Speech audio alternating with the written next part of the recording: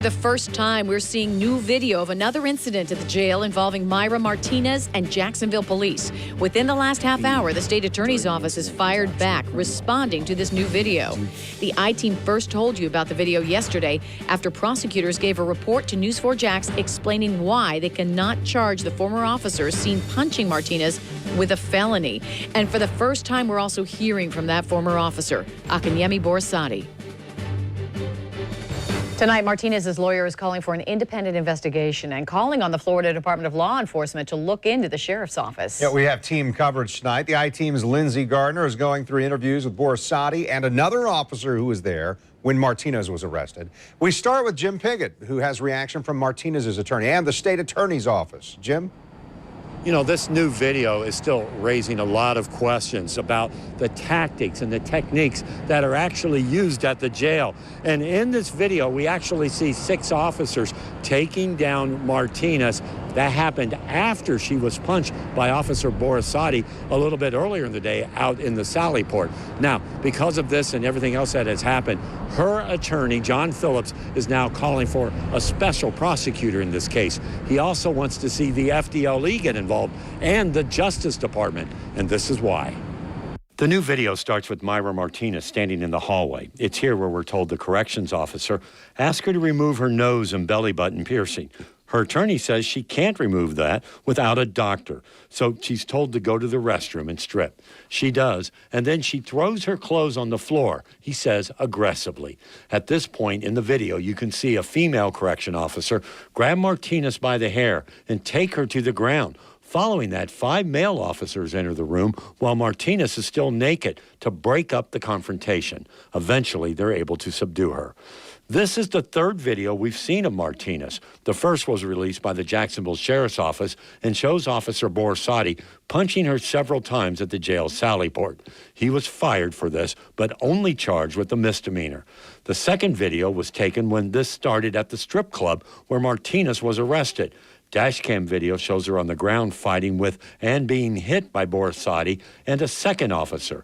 All of this is troubling for her attorney. We are asking for a special prosecutor to take over this case.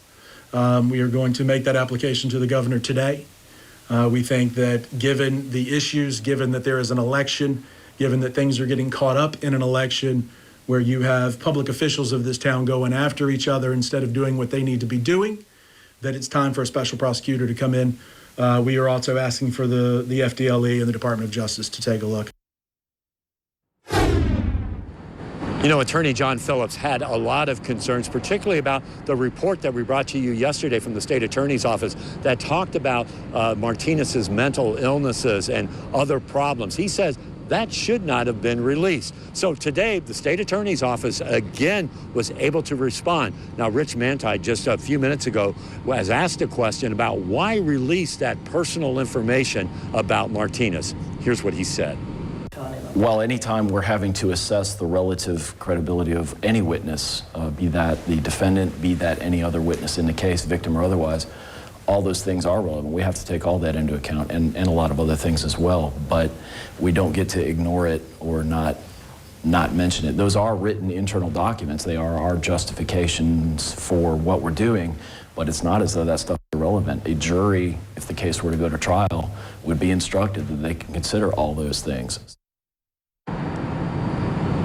Now, coming up on New at 6, I'm going to show you through our crime and safety expert the procedures that the officers followed in this latest video. Was that proper procedure? He'll talk about that. For now, we're live at the jail. Jim Piggott, Channel 4, the local station. Thank you, Jim. And for the first time, we're hearing from that now fired officer, Akinyemi Borisati. Attorney John Phillips released Borisati's interview with the Sheriff's Office Integrity Unit, recorded within hours of the altercation. I-Team investigator Lindsey Gardner combed through that 40-minute recording for us. Lindsey. Well, Mary Borisati is seen crying and soft-spoken as he answers the questions. We learned that the 26-year-old had been on the job for only 2 months. He also waived his right to an attorney and answered questions from JSO's Integrity Unit willingly, saying he was fearful of losing his job as he tried to explain why he punched a handcuffed Mayra Martinez at least 3 times with a closed fist. We're in the academy that they allow us to punch suspects that are handcuffed. I mean, at that point, she's physically and actively resisting. Okay, if you're saying she tried to kick you, which is what you said, right? She didn't try to, she did. Okay, so she kicks you.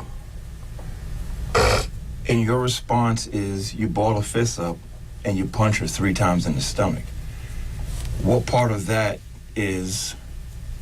falls under JSO protocol?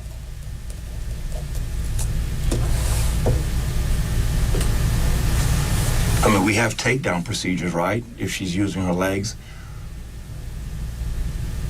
Would you agree with that? When we deal with intoxicated, mentally ill, people of that nature, they'll do things to kind of, us off. But what we have to do is we have to remain above them. This afternoon, JSO Under Sheriff Pat Ivey released this statement saying the video released today is not yet public record through JSO because that investigation is ongoing. Ivey says no other officers involved had any criminal wrongdoing, but they are looking at administrative policies and procedures. Coming up all new at 6, I'm going to have much more from Borasati's interview, as well as the interview with his co-officer there at the arrest site. And we'll tell you why, we'll let Borasati tell you in his own words, why he feels like he did the right thing in the heat of the moment because Martinez was a woman.